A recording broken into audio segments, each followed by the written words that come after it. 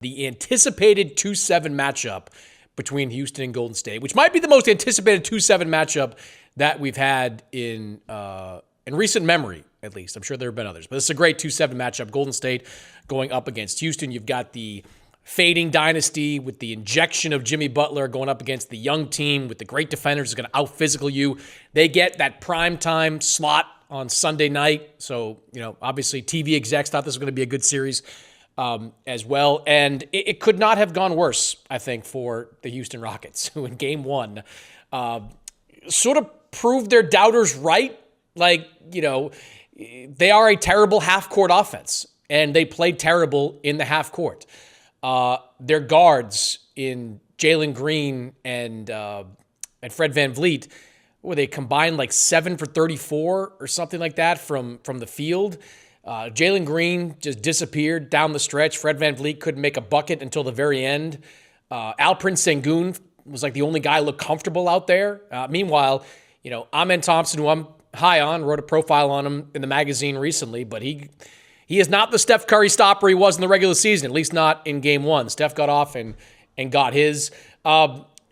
Did we just, I think a lot of people had no idea what to make of this series coming in. If you're Houston, what's your reaction to this? Like, how are you feeling after game one? Look, I think there are two ways to do it. There is the one way to look at Houston is, oh no, their half-court offense was in the bottom 10 during the entire regular season. And their half-court offense was even worse against Golden State, which has been the number one defense in the league since trading for Jimmy Butler. Golden State has been on an unbelievable run. Draymond Green is playing incredible basketball on that level. The other way to look at it is Fred VanVleet shot 2 for 13 from 3. And Jaylen Green shot 3 for 15 from the field. And that's not going to happen again. Like, I know their half-court offense is bad. And I know Fred VanVleet has had a really nasty shooting year. Mm-hmm. Like shooting 37% from the field this year. And that's been a thing all season. But generally, it's not going to steep to that level again. And for all the talk of like, Steph played an unbelievable game because he's Stephen Curry. And Amen Thompson did not shut Steph Curry down. And Fred VanVleet, when he was on him, did not shut Steph Curry down. And Steph goes for 31. Defensively, I thought Houston was pretty good.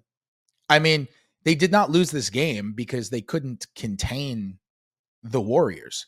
They didn't foul that much. They only let Golden State take 32 threes, which is fine. That's a good number to hold them to. They lost that game because they couldn't hit a darn shot. If they can figure out ways to score, if VanVleet can get hot from 3, if Jaylen Green can get hot, then I think they can pull something away. Like Jaylen Green is an ultimate all or nothing sort of scorer. Like we've all year seen him go, all career, seen him go 3 for 15, and then the next night show up and go 11 for 16. That's the Jaylen Green experience. So I don't know how much to take away from game one. I thought it was a really well-played defensive game on both sides. My biggest takeaway really was that during that last regular season matchup between the Warriors and the Rockets, Steph Curry famously goes for 3 points. And the biggest thing to me was not just that Curry scored 3 points with Amen Thompson guarding him for most of the night. It was that Thompson guarded him for like 20-ish minutes during that game. And during those 20-ish minutes, do you know how many shot attempts Curry had? He took 2 shots. Forget about makes. Forget about points. He took 2 shots during that game. And that to me was like the most impressive individual performance for any defensive player of the year, because he was just like, you know what? I'm not going to push Stephen Curry into difficult shots. I'm going to take the shot attempts off the table altogether. Full court pressing, inbounds passes to him so that Jimmy Butler or that Draymond Green has to take the ball up, and then stick with him on screen so that he can get the ball to initiate or anything like that. And those 2 shots were like 35 footers where Steph might as well have said, whatever, as he let him go. The same way Gilbert Arenas was screaming hibachi. He might have just gone like Larry David shoulder shrug as he released the ball.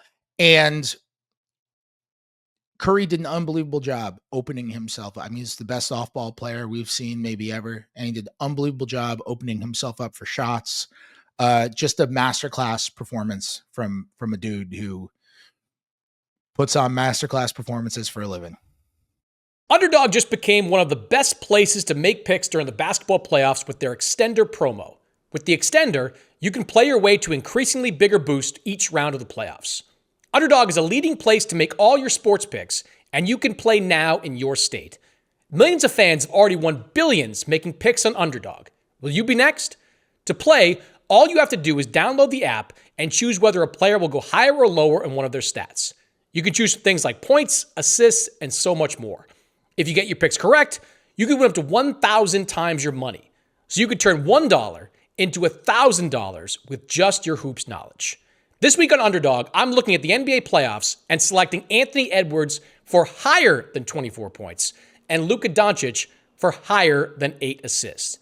So download the Underdog app and sign up with the promo code OPENFLOOR to unlock a special offer of up to $1,000 in bonus cash when you make your first deposit. That's promo code OPENFLOOR.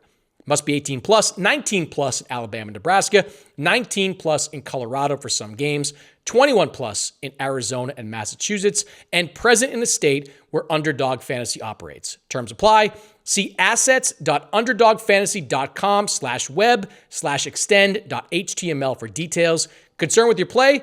Call 1-800-GAMBLER or visit www.ncpgambling.org. In New York, call the 24/7 Hope line at 1-877-8-HOPE-NY or text HOPE-NY.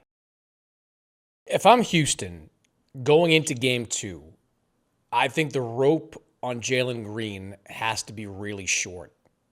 He played the fewest minutes of any of the starters for the Rockets in this game. So I think the rope was already shorter than maybe Jaylen Green would have hoped. But I think it's got to be even shorter going into game 2 because not only was he missing shots, Fred, he was taking some horrible shots. Like he was just, especially late in the game, just driving into traffic and trying to athletic his way to the rim. That's not going to work. It's not going to work in the postseason. When the Rockets made that comeback late third, early in the fourth, they went with that 2-big lineup. And that 2-big lineup has been hit or miss for them for most of the season, but it worked in game 1. Sengun was awesome. Steven Adams was controlling the middle, rebounding, being a presence there. They went away from that, and the game got away from them. Now, I do think they had some bad luck in the middle part of that fourth quarter. They had that call that should have gone against Brandon Podziemski, a travel that turned it to 2. They had the out-of-bounds play that should have gone their way, turned into a 3 from Steph Curry. Like, that was when they were right there within 3 or 4 points, and those calls went against them. But you might be more optimistic than I am about their ability to generate offense in the half court. You made the point about Van Vliet. Like, he has had a very bad shooting season.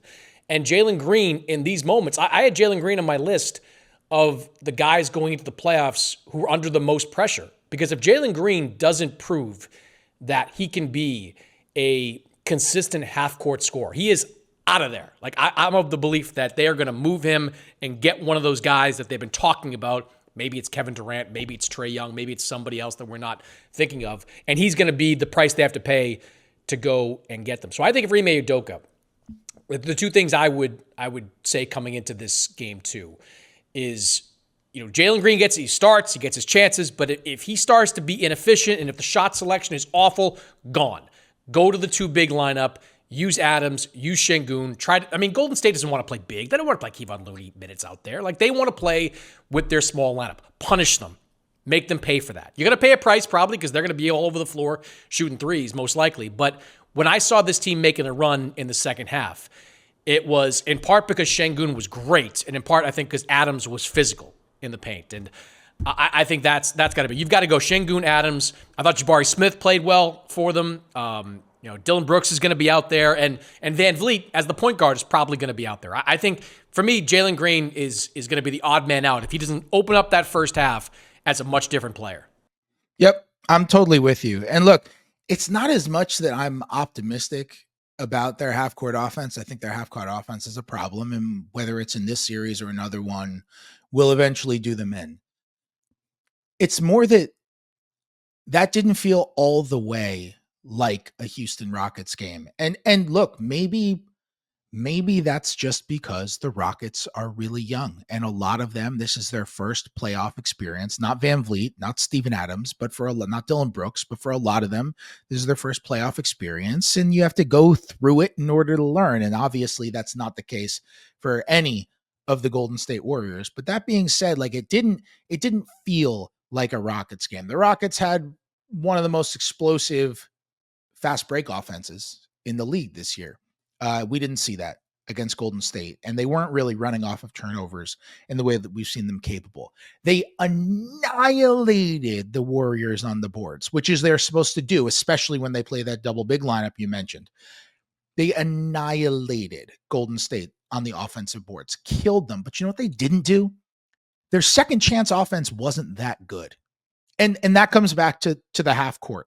But if the Rockets do what they are supposed to do in terms of they're able to get out running more effectively after steals, and they are able to actually create, because the whole point is they got to create scramble situations.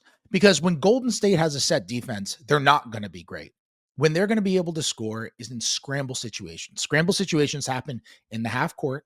They happen on the secondary break if you're able to rush the ball down the court and maybe you force a mismatch somewhere, which is tough with Golden State's defense because they have so many versatile defenders. Or they happen off of offensive rebounds. When people come in and they crash and you're able to kick back out, and you might be able to, like offensive rebounds, great opportunity to get open threes. And they weren't great in terms of their actual offense after getting offensive boards, even though they got 22 of them. And they weren't great in terms of actually running on the break during that game. And if they can get back to their identity there just a little bit, it's not that huge of a difference. They also shot 55% from the line. Like it's not that big of a difference. I'm not, by the way, arguing that Houston is going to win the series. I picked Golden State in 7, and I still kind of think Golden State in 7. But in order for it to get 7, Houston's got to win 3 of them. So I think it's going to be a closer series than it looked in game 1, and I still feel okay about that, unless the Rockets just kind of look, like a lesser version of what they were in the regular season.